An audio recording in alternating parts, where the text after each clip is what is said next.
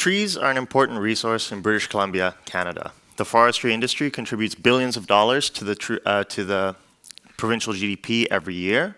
And as a result, scientists have been using tree breeding programs since the 1950s to increase and to produce high-yield seed sources. These programs aim to increase volume by rotation age, and this has been particularly successful in Douglas fir. They've managed to increase volume by almost 20% compared to wild seed.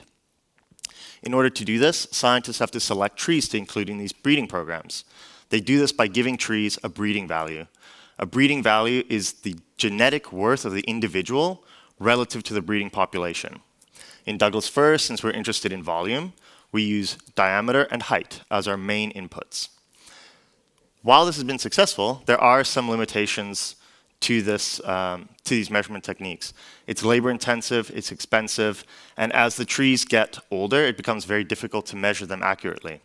This is where remote sensing comes in. Airborne laser scanning, or ALS, as you can see on the left-hand side, produces a three-dimensional point cloud from which we can interpret the structure of the tree. We can look at different tree characteristics from canopy gaps to height, and we can also create internal geometric attributes which reflect the branching structure of the tree. This means that we can go beyond ground measurements in that we can actually look at the vertical complexity of the tree. These metrics can be used then to create new breeding values that we can look at finding the difference between the structures in individual trees. So in my research, we looked at a progeny trial, and we created breeding values based off of these airborne laser scanning metrics, and we compared them with traditional ground-based measurements.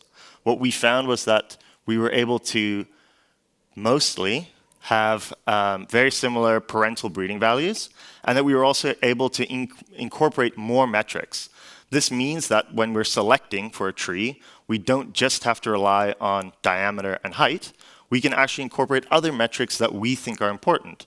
For example, branching structure and wood density are becoming more important selection criteria as these programs mature.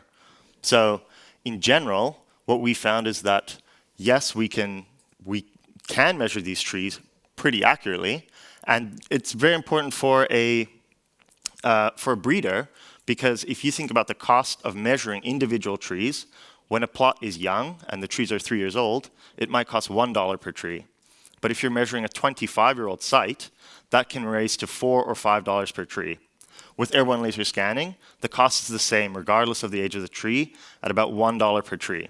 So this really puts the ball in the court of the breeder, as they can now start to select their sites, they can collect more data, and hopefully be more successful in the future. Thank you.